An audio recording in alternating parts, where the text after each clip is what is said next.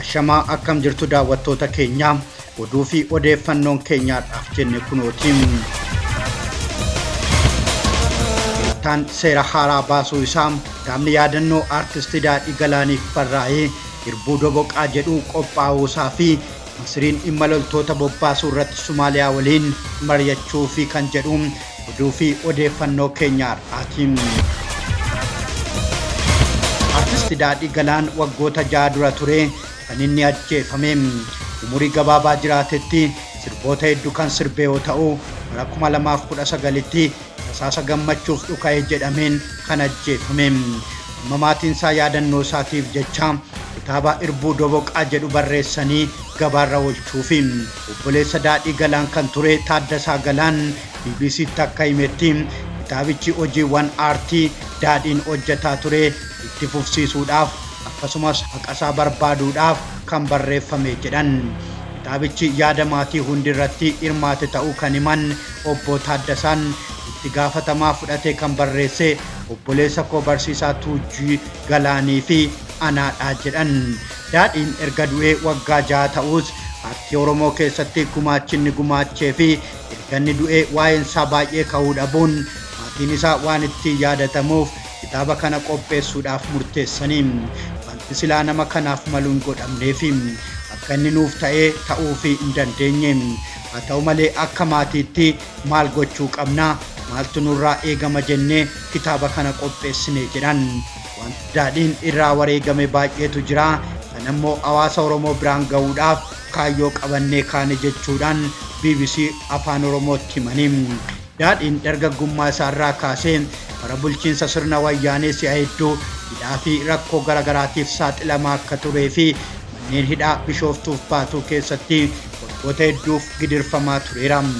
Daadhii Galaan sirboota isaa hedduu miidhaganii fi sarbama hawaasa Oromoo irratti gaggeeffamu kan balaaleffatudha. Viidiyoo fi sagaleedhaan sirboota 15 hojjeteera. Sirboota isaa keessaa jalqabaa kiliippii kan irratti hojjetee daawwattoota biratti hedduu kan jaalatame Doboqaa kan jedhamu yoo ta'u mata dureen kitaabichaas yaadannoo isaa Irbuu Doboqaa jedhuun moggaafameera jedha obboleessi isaa. Doboqaan mana hidhaa bara Dargii keessa namoonni hedduun itti gidirfamanii fi lafa gammoojjiitti argamu jedhamee akka beekamu kaasuun Daadhiinis turtii manneen hidhaa garagaraa keessatti dabarseen waan isarra ga'ee wal fakkeessee sirbuusaas kaasan. Daadhiin sirba isaa keessatti Doboqaa kana sirriitti ibsee jira. Inumaayyuu Daadhii kan sirriitti beeksise sirba isaa Doboqaa inni yeroo jalqabaatiif kiliippiidhaan naannoo bara 2001tti hojjete jedha obboleessi isaa Taaddasaa Galaanii. Daadhiin sirba isaa Doboqaa jedhu keessatti akkas jechuudhaanis weelliseera. Bakka hamaa ta'e tokkotti moggaasan maqaa mana hidhaa Diinqa jiraa Doboqaa. Dhiirri ciinca'ee gubatee baqee haadhaa fi abbaa boochisee Dargiin fuudhee duulatti naqe jechuun gidiraa sirni Dargii namarraan ga'ees ibsee ture. Daadhiin sirboota biroo hedduu kanneen akka Gaafiin Qabaa, Nadhii Gammadaa Goota Ija Barbadaa, Yaadadhee Tan Garaan Koo Badaa, Mimmaan Hiyyeessaa, Yaa'ee Jirsa Mana Duubaa fi kanneen biroo sirbeera. Daadhii Galaan hawaasarra ga'uu sirbaan ibsuun alatti kitaabota 4 barreessuudhaan dubbistootaaf dhiyeessuun isaa ni yaadatama.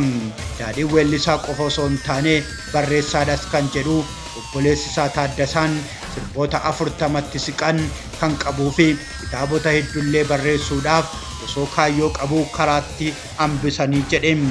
Kitaabonni inni barreesse Aangoo Sanyiin Dhaalan, Boollanuu Gosa Nyaatee, Aartii fi Aartistii akkasumas Liiban Liibiyaa Taate kan jedhu kitaabonni 4 gabaarra oolaniiru jedha. Daadhiin maatii isaa keessaa nama 6ffaa yoo ta'u daa'imummaatti ilma tokko godhatee akka turee fi amma ilmi isaa mana abbaan isaa irraa du'ee dhaalee hojii aartii abbaan isaa irraa du'ee akka itti fufsiisuuf hojjechaa jira jedhan obboleessi Daadhii Galaanii. Daadhiin yeroo qeerrummaa isaatti kan godhatee ilma tokko qaba. Ilmi isaa Imaanaa yookaan Taliilaa Daadhii Galaan jedhama. Erga abbaan kee saba kanaaf osoo dhama'u wareegame ati immoo imaanaa abbaa kee baachuu qabda jechuudhaan dhiibbaa namoota hedduu fi weellistoota garagaraatiin waggoota 3 arfan darban kanatti ilmi isaa sirboota 3 hojjechuun isaa ni yaadatama. Artist Daadhii Galaan Ulaan ala 4 bara 2011 akka lakkoofsa Itoophiyaatti aanaa Liiban Cuqqaalaa bakka Ashuffee jedhamutti sagantaa eebba hoteelaa irratti saasa gammachuudhaaf dhukaafameen ajjeefamuun isaa ni yaadatama. Daadhiin yeroo du'u nama ganna 43 ture. Obboleessi isaa Taaddasaan akka jedhutti qabiyyeen kitaaba yaadannoo daadhiif barreeffame keessaa tokko waa'ee haqa daadhii akka ta'es BBC'tti himani. Xiyyeeffannoon barruu keenyaa keessaa tokkollee waa'ee kanaati. Daadhiin akkuma artistoota biroo oromummaadhaaf sirbee immoo haqasaa dabalatee waan isaaf maluu hin arganne jedhan.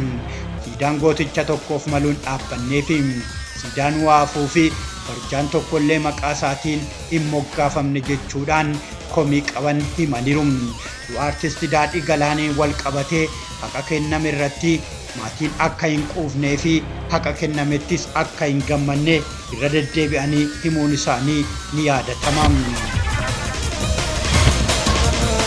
Oduu biraatiin Masiriin dhimma loltoota bobbaasuu irratti Somaaliyaa waliin mari'achuufi Masiriin dhimma loltoota ishii gara Somaaliyaatti bobbaasuu irratti Somaaliyaa waliin amajjii 15 hanga 17 bara 2025tti mari'achuudhaaf karoorfachuutu gabaafame. Masiriin ergama nageenyaa kan Afrikaa bobbaasuu keessatti loltoota ishii hirmaachisuu irratti Somaaliyaa waliin mari'achuuf karoorfachuu ministeerri dhimma alaa Somaaliyaa Ali Bacaad ifoomseera. Loltoonni kunneen duula garee Al-Shabaab fashaleessuu tumsuudhaaf Somaaliyaatti kan bobbaafaman ta'a. Masiriin kanaan dura loltoota ishii bobbaaftee kan hin beekne yoo ta'u amajjii 2025 keessa bobbaasuu akka barbaaddu ministeerri dhimma alaa Masirii beeksisee ture. Akkasumas waliigaltee Somaaliyaa fi Itoophiyaa gidduutti Ankaraatti mallattaa'ee hordofuudhaan Somaaliyaan murtee loltoota Itoophiyaa ergama kana keessaa ugguruuf dabarsitee turte jijjiiruudhaaf mari'achaa akka jirtu heeruun loltoota Itoophiyaa hirmaachisuudhaaf banaa ta'uu ishiis ibsitee turte. Haa ta'u malee loltoonni meeqaa akka hirmaatan wanti ifoome hin jiru. Itoophiyaan biyyoota loltoota hedduu bobbaasaa turte keessaa ishii tokkodha.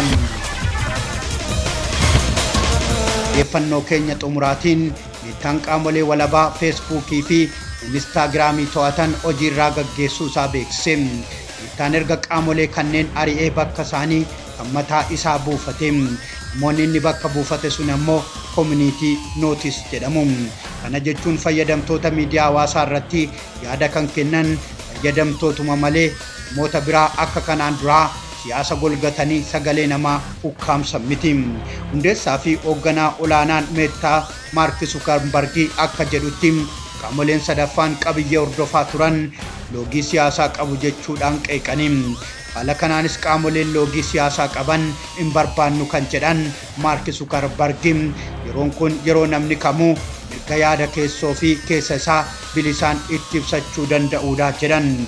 Namoonni hedduu dhimma kana Tiraampiin wal qabsiisanii jiru. Isatu harka keessaa qabas jedhanii.